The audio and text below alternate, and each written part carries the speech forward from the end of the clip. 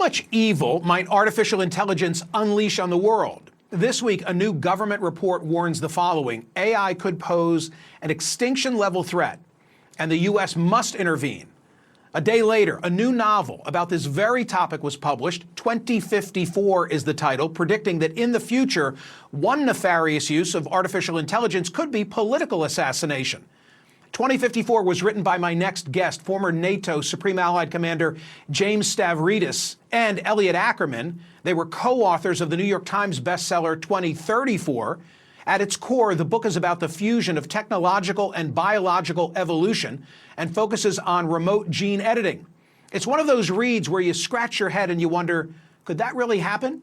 Joining me now is retired four-star Navy Admiral James Stavridis. Admiral, great to have you back. You've written 10 books of nonfiction on everything from oceans to leadership. Why have you now turned your attention to fiction?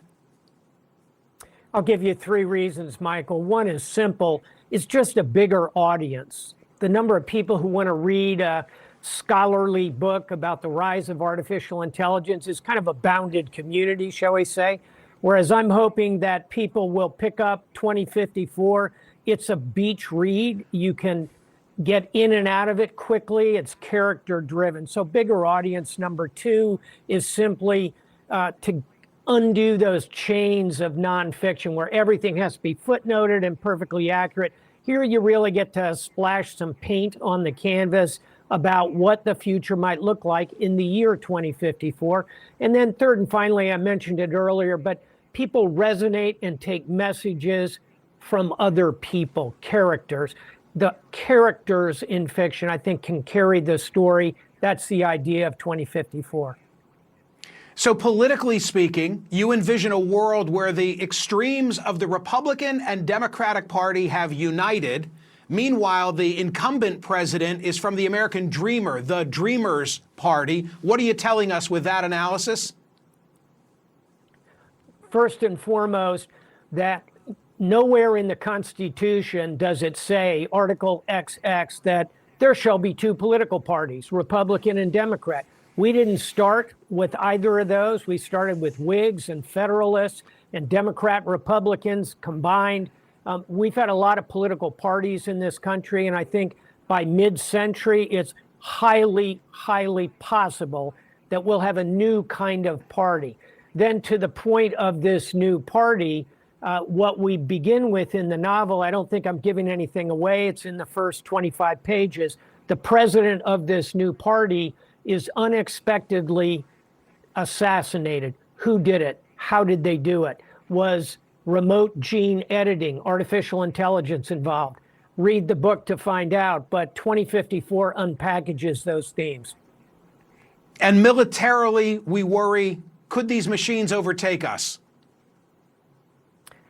I think that we would be foolish to simply X out the possibility, going back to Stanley Kubrick's 2001: A Space Odyssey, as Hal overtakes the astronaut. Is it possible? Perhaps. But Michael, like you, I like to look at history to understand. There have been big inventions in the past: the printing press, electricity, the internet. All of these have been decried for the possibility of nefarious activity associated with them. Same with artificial intelligence. So bottom line, I think we should be mindful of AI. That's the point of the book. It's kind of cautionary fiction. Look ahead to 2054. We ought to be concerned about it. On the other hand, artificial intelligence could turn out to be extremely beneficial to society broadly.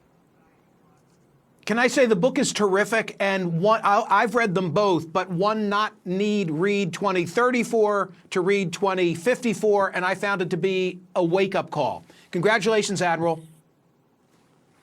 Thanks, Michael. Look forward to talking to you about it in person soon. You got it. Gang, what do we have from social media? The world of X on artificial intelligence. We've rushed into AI without establishing guardrails, knowing we can now question everything we see. We might miss the era when facts and truth were universal and mattered. I have so many reactions to that, not the least of which is Biff. I love that. And always think of the movie. So Back to the Future.